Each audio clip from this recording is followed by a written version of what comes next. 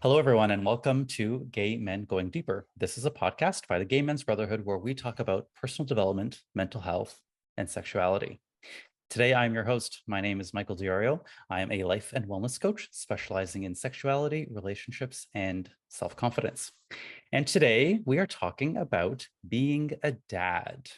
Now, since I myself am not a dad, I have enlisted the help of our very special guest, Joseph Tito of the Dad Diaries.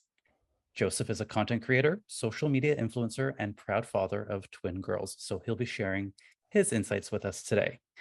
Hello, Joseph. Thank you for joining us. Thank you for having me. I don't know how much insights I'm going to have, but More than me, that's for sure. All right. So some of the things we'll be talking to Joseph about today is, making the decision to be a dad, some of the challenges and benefits of parenthood, and then he'll offer some advice for anyone out there who is considering parenthood. All right. So before we jump in, Joseph, I want to give the audience a chance to get to know you. So go ahead and introduce yourself. well, yeah, my name is Joseph Tito, and yes, now I'm a content creator and influencer. I don't like to use that word, but yeah, my journey kind of started. I used to be an executive producer and director of television. I was living in the Middle East, and that's where I kind of I guess now we'll go into the whole dad, why I decided. Well, Sure. the Yeah. thing is, yeah, like I've always wanted to be a dad. I grew up in a very Italian household. Um, and so to me, the idea of like the family, the number one, and so that was something I've always wanted. Um, so I always said to myself, by the time I'm 40, I wanted to be a dad, and um, so I was in the Middle East. I was working all over the world and traveling, and uh, no, actually, I should take that back. I wanted to be 35 by the time I was a dad. So 35 came and went, and again, I was traveling the world and working all over and having a great life. Like I don't have any regrets. And then yeah, I was turning 37, and I was like, okay, if I want to have a child, like it probably needs to be like soon, because I don't want to be a 60-year-old with like a toddler. I don't have the energy now, let alone when I'm 60. And so, yeah, so that's kind of where I started looking into my options and how I would, become a dad, whether it be through adoption or surrogacy, or I didn't know. So, yeah, I looked into adoption, and as a single gay man is very difficult. I was also living in the Middle East at the time, which adoption is kind of against the law. And yeah, so I looked into surrogacy, and that's where my whole journey began. So Okay. So can I ask how old you are now? I am, God, 43. Or okay. Okay, cool. So 43. we're actually not that different. I'm also Italian. I don't know if you knew that, or I have Italian background. So I totally get, and I talk about on this podcast a lot how much I love my family, and I'm very, very deeply connected to my family. So I get that. So were you set on it? Like this is definitely something that you wanted to do, or were you like on the fence, maybe not too sure? No, it was definitely something I wanted to do. At the time, I was dating my now ex, and we were dating for 4 years. And I kind of went up to him and I said, "Okay, listen, I wanted to have children. This was something, I was always out there. It wasn't something that, like, I woke up and I was like, I kind of want to be a dad." Mhm. And so I said, "It's now or never." And so he was kind of hesitant at the time.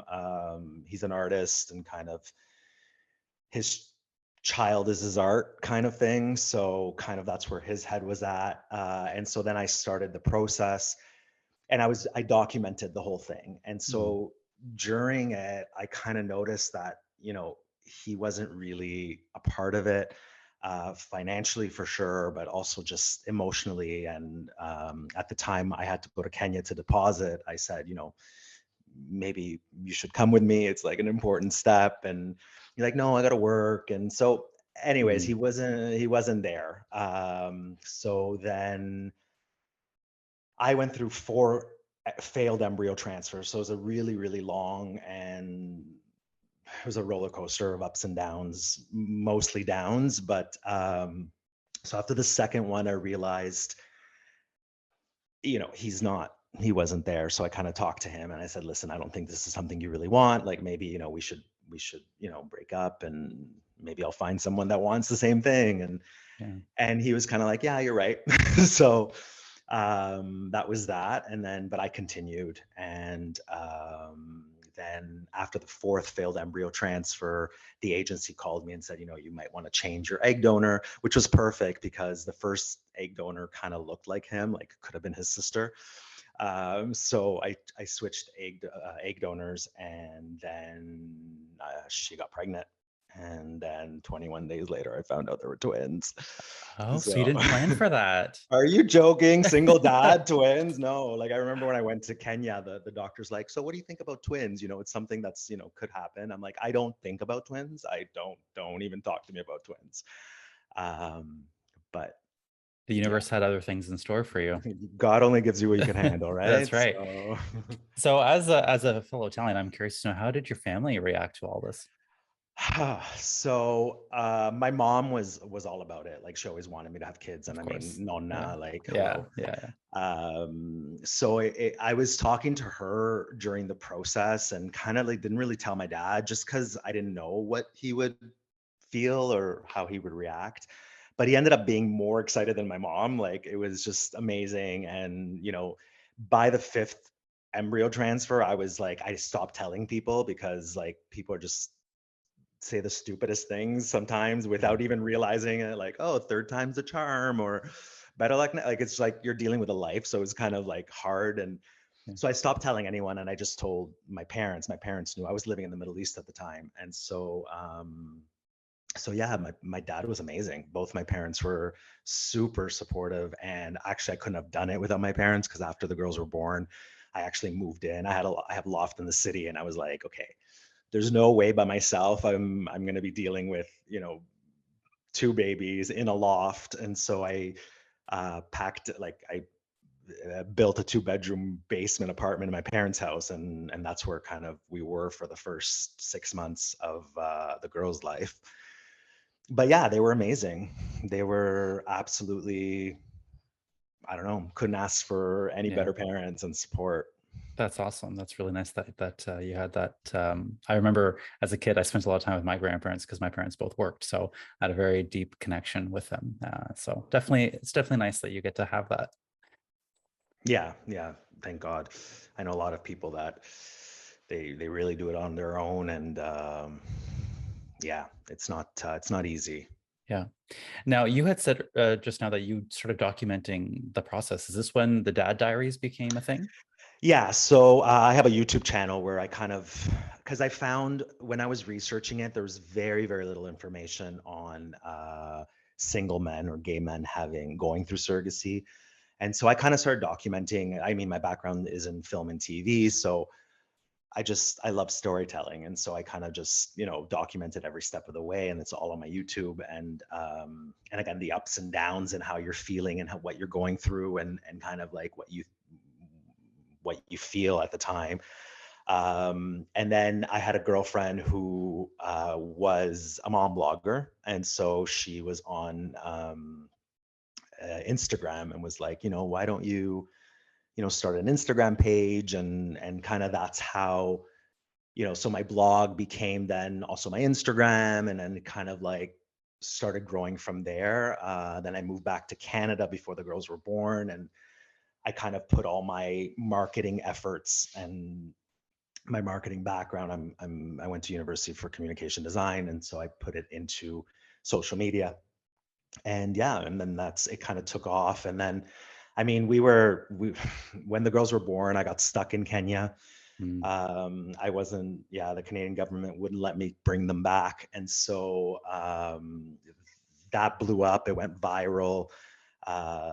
Thank God I was on social media, because my followers bombarded the embassy with like calls and emails. And finally, the embassy was like, okay, just take a temporary travel document and leave the country. I was Wow. like, perfect. And so, yeah, that blew up my social media as well. And it kind of just kept going uphill from there. And yeah, so kind of now it's changed from a surrogacy blog to more of a dad blog, and kind of giving my tips and tricks, and Complaining a lot. Well, it's the truth, right? Be honest, right? Yeah. Yeah, I love that your Instagram, which by the way is the Dad Diaries for anyone who doesn't know.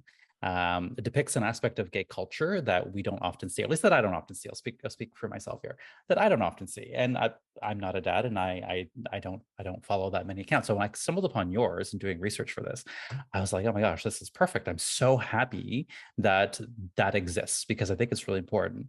And finding content, especially from other gay men or queer people that depicts a different aspect of gay culture, I think is really important for people to get a more holistic view of what it means to be gay, because it's not always just, muscle bodies and young people being single, having fun, which is a wonderful thing. But there's also like amazing gay dads out there being amazing parents. Oh yeah, it's Um, that's the thing. Like with my account, I mean, most of my followers are straight women, yeah. moms. But I mean, you see, it's I don't think it matters being gay, being straight, being whatever you are. It's a family's a family. Mhm. Children, as long as they're raised with love, they will thrive and they'll succeed. And at first I was a little bit hesitant and kind of scared about, um, what am I going to tell the girls? How will they feel? Like now, for example, Mother's Day's dr- sorry, during Mother's Day, it's kind of always a tough situation, but the school calls me and is like, what do you want? Who do you want them to write letters for? But I've always been honest with the girls, and actually wrote a book about how they came to be, which will be released June 17th. Amazing. And it's kind of the story I told the girls from right when they were born. And now when they first started JK, like this year, they were like, "Oh, why don't we have a mom?" or "Where's our mom?" or but I've explained to them that there's different families and different family dynamics, and some people have two moms, some people have one mom, some people have nonna and nonno. There's many different shapes and sizes of families. So and just to be proud of yours. Yeah, amen. I couldn't agree more. Now, you and I agree on that, but have you experienced any kind of hate or Oh my God, prejudice? yes. Yeah. Yes, yes, yes. I mean, it comes with being, in the public eye, and my life is kind of, out there for people to see. And so, yeah, I get it all the time. I remember when the whole story came out, I had this like doula in America somewhere. She's like, "Oh, not only did you do something sinful, but you killed four babies along the way, like the embryo transfers I didn't take." Or I get stupid comments like, "Oh, where are these girls' moms? Like, kids should have a mom and a dad." And especially now with what's going on in the states, and unfortunately, it's going on in the York Region Catholic School Board as well. Yeah.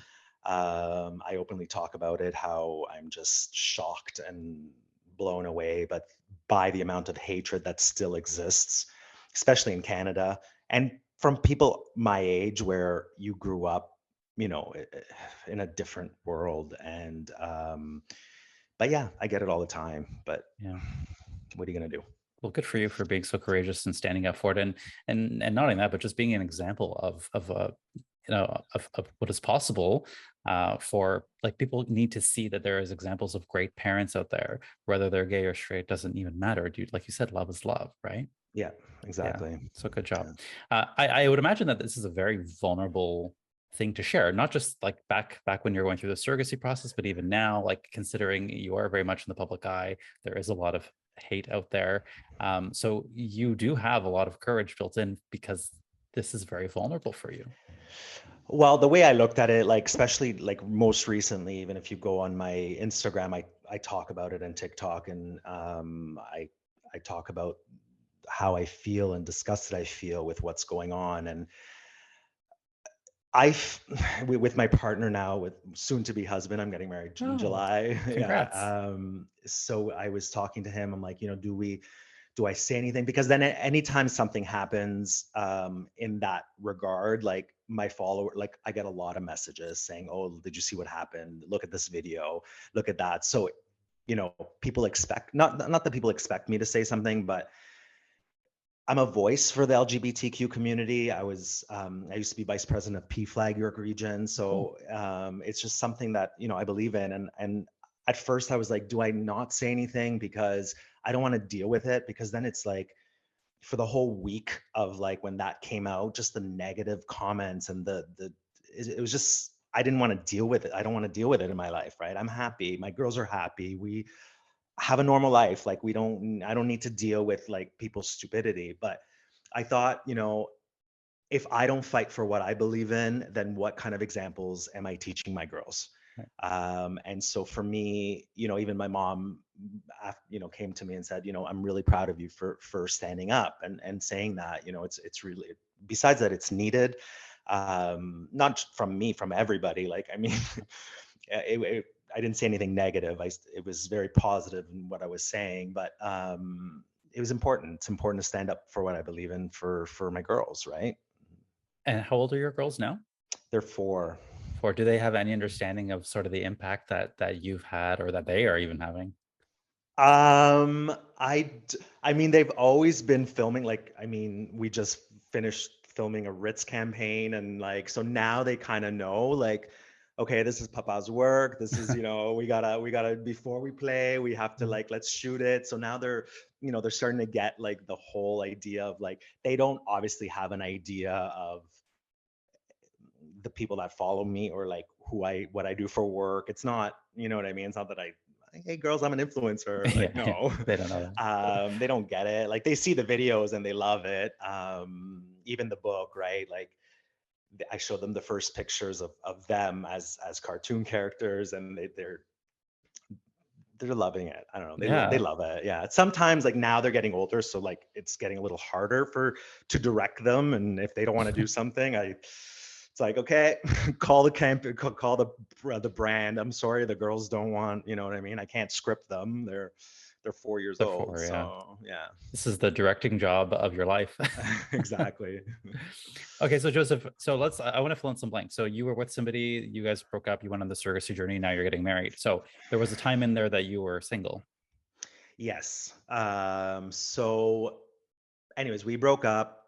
At the time, I was closing up shop in the Middle East, moved back here, built the 2 bedroom in my parents' house. So I was by myself. Then the girls came and I was by myself. Didn't even, I cried every day for 6 months. Mm, Like it's a lot. It's a lot of work. One baby is a lot of work.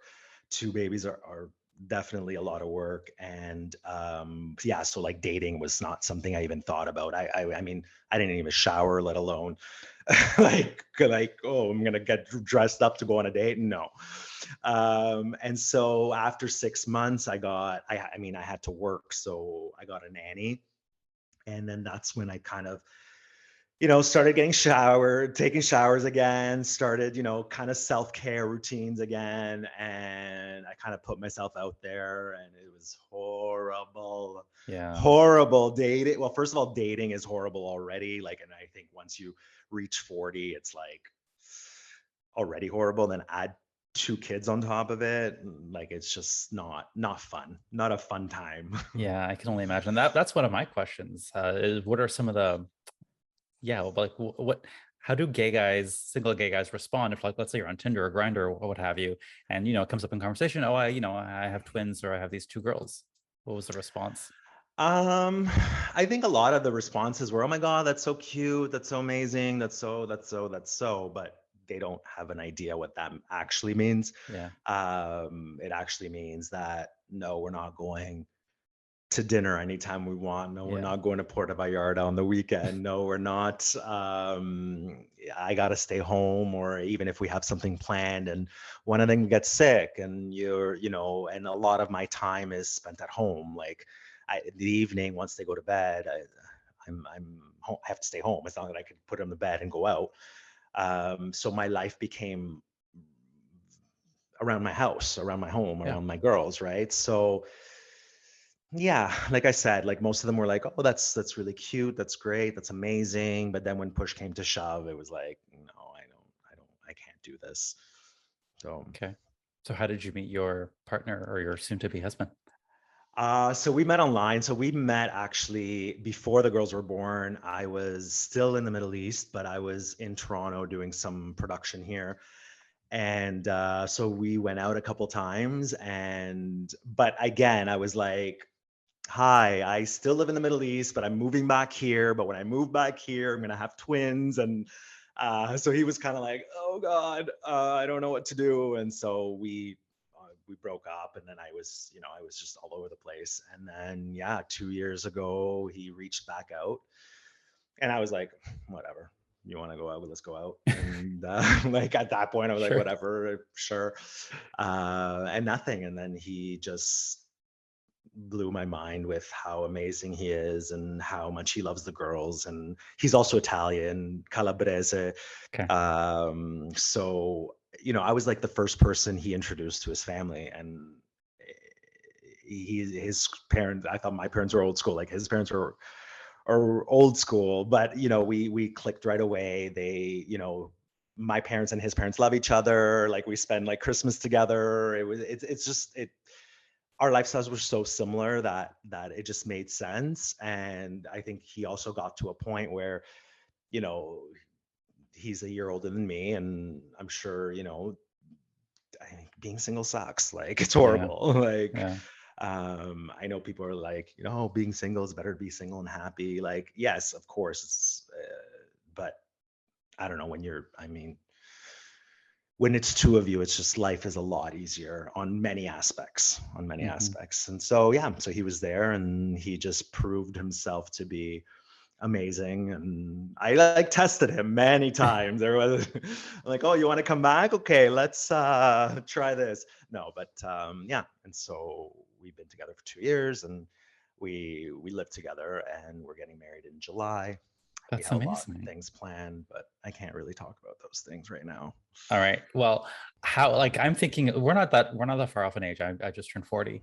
Um, so can you imagine like going back to like the little version of you who was just coming out? Like, did you always, or did you think that you'd be having this, traditional, Italian partner with two kids and all the families getting along? Did you imagine that for you as a little gay boy? Um, I mean, no, I didn't imagine it back then because Yeah. it wasn't possible, right? Like even I remember when my brother got married, I gave the mother and son dance and song. I gave them the song, and like I remember like bawling because I'm like, oh, I'll never have that. Yeah. And then we're going to actually tonight to dance lessons too. um, so like I said, I knew I wanted to be a father in some way, shape, or form. I just didn't know how. I didn't know how. And again, the possibilities of this just not too long ago in history happened. Yeah. We can finally get married, finally adopt, finally have children. Like it's not something 20 years ago we thought of, right? Right. So, yeah. Yeah. Let's talk a little bit about surrogacy. Tell us what has been the biggest challenge of that process. Well, I'm a control freak. I need to control everything. And so the biggest hurdle for me was letting go of that control. Like I said, I went through 4 failed embryo transfers, and those are, you're okay, they're gonna implant the embryos, and then you wait those 20 days, and it's like, no, and it's really trusting the process and really trusting God. I mean, with me, after the 4th embryo transfer, I questioned. I'm like, well, maybe God doesn't want me to Mhm. to be a dad. Maybe this is not something that's meant for me. And but everything I learned that everything happens for a reason, and the timing happens when it's supposed to happen. And if it would have happened earlier, I wouldn't have had Stella and Mia, and now I Right. can picture my life without them. Yeah. So We always see in retrospect, it's like, oh yeah, that's why that happened, right? yeah, Never in the moment. exactly. When you go through it, it's tough. It's tough because again, an embryo is the starting of a life, right? Yeah. So you have these embryos that are, you know, something, and then they're not, and Yeah. so it just kills you a little bit inside every time. Yeah. What did you learn about yourself through this journey?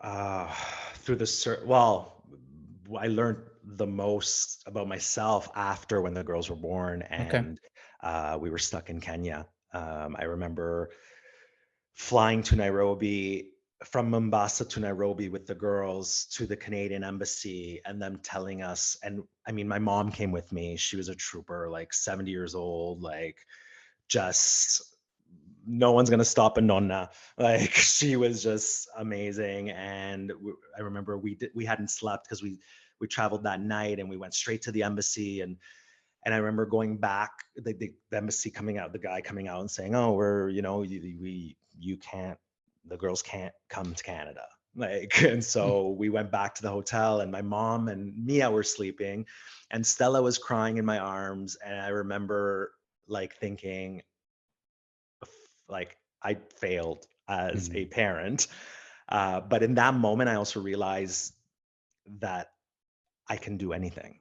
Like being stuck in a third world country with newborn twins, after dealing with that, I can deal with anything. And I really, really learned, like, really believe that God only gives you what you can handle. yeah. Because, yeah, I realized that I could do it. I could do anything. I could do anything I put my mind to. Yeah, it's amazing how the adversity, which sucks, right? We can all agree that adversity sucks, but sometimes it's the coming out of it is what gives you the confidence and the self-esteem and everything that you've ever wanted and needed. And then you have the proof of it. It just takes a Yeah. lot. Yeah. Yeah. So let's talk about some of the nice surprises of parenthood. What has been the biggest surprise? The biggest surprise. The biggest surprise? I don't know. Um, Did you I expect guess it to be the way it is? um I mean, I kind of you don't expect it to be the way, like now there's no off time as a parent. There's Mm, no that you can like turn off. And I remember me like my life, like I did TV shows, and so we would work 18-hour days for like 2 months at a time. And then I would have my 2-3 days where I could like close my blinds and lock my door and Uber eat it and not see anybody and kind of cocoon myself and recharge. And you don't have that as a parent. There's no weekends, long weekends, holidays. Like it's all the same thing. You're getting up at 6:37. uh you know uh, your life kind of changes in the sense of like, at 9:30 I'm like on my couch laying down, like relaxing. Like it's not the idea of going out or like going downtown, let's go to like a club. No. yeah. Like it's not. So that kind of changes. And that was kind of also for me, the surprise was I've always been a downtown person. Like I've always lived in metropolitan areas, all over the world.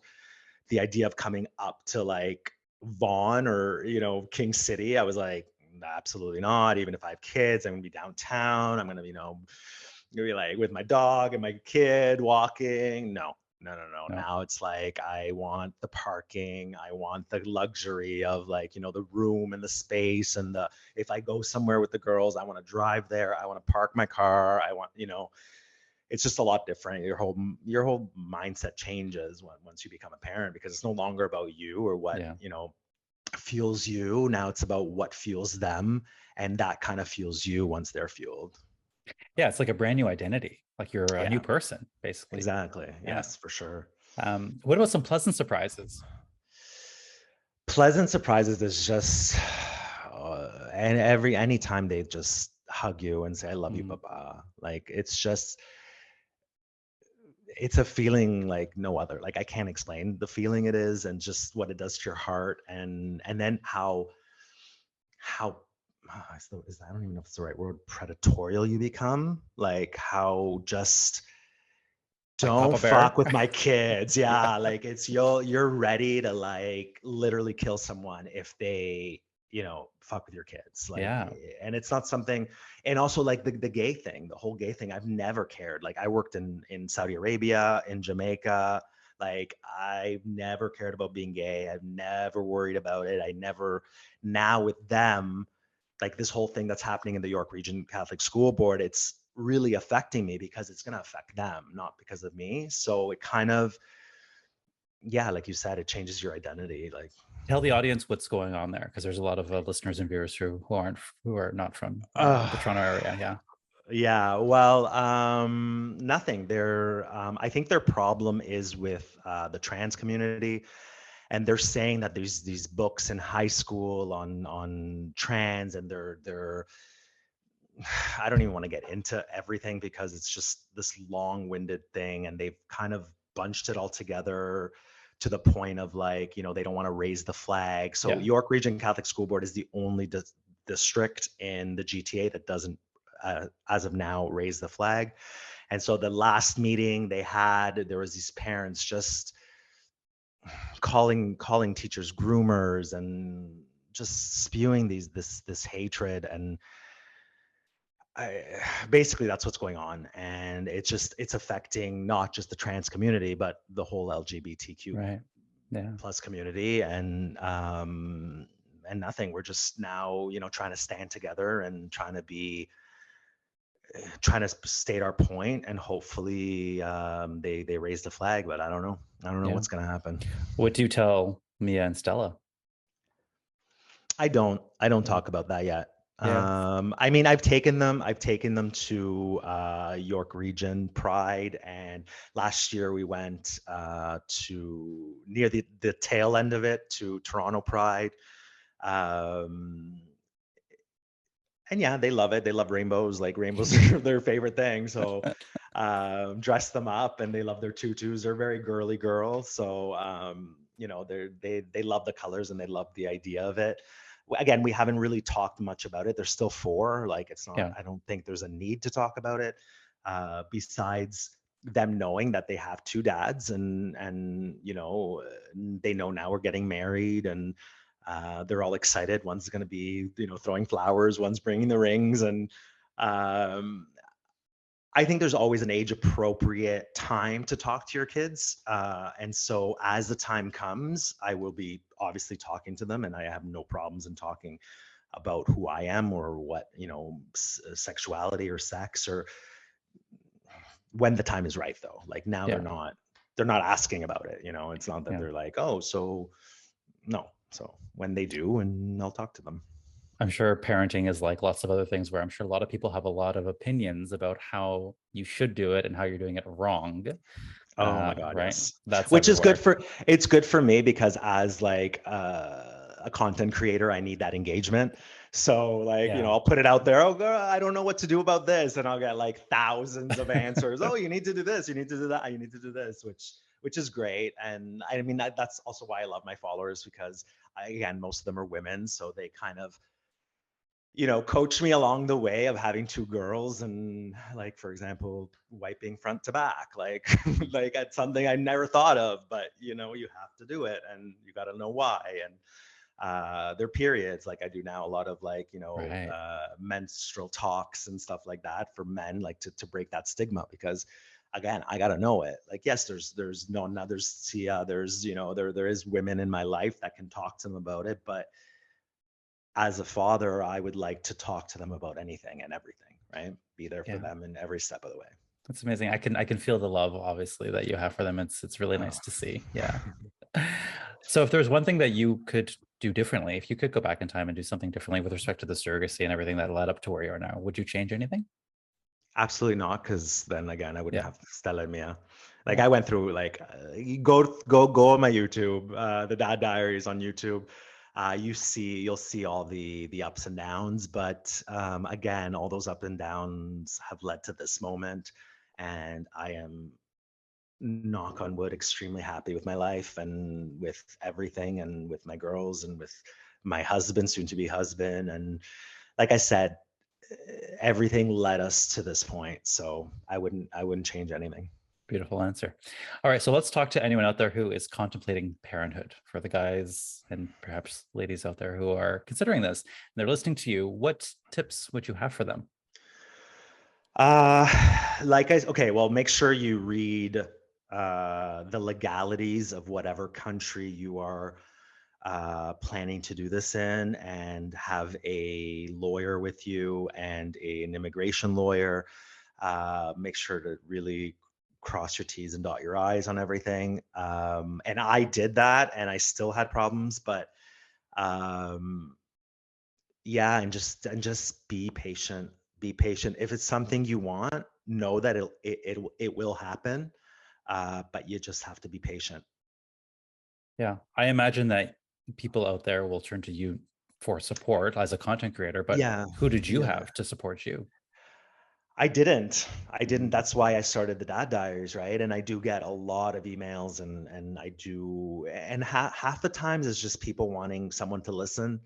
I mean, you're sending like could be anywhere from $20,000 to $50,000 across the world to somewhere, and people are like, "Oh, is this happening? Like, how how am I supposed to feel? What am I supposed to do? What am I?" So people just want someone to kind of listen to them, and yeah, like I'm there. I tell people kind of my experience. If I were to change something, I might. Again, I wouldn't change anything because of, again, Stella and Mia. Like, so would I maybe do it in Canada or somewhere closer than Kenya? Probably. Just because also when you're so far away and your surrogate has your babies inside her stomach and you don't know what she's doing, or you can't, like, you're so far away, it's crazy. Like, you're constantly thinking, once you find out she's pregnant, like Yeah. you're literally constantly thinking about this like little pea that then will become a little like avocado that then becomes like, it's just, and like every day I'm like, I was online looking, okay, so it's day 3 weeks and 7 hours. How big should it be? And like, so yeah, it's just your whole life changes. So I would, if you can afford it, because again, it's very expensive to do it in Canada or the States.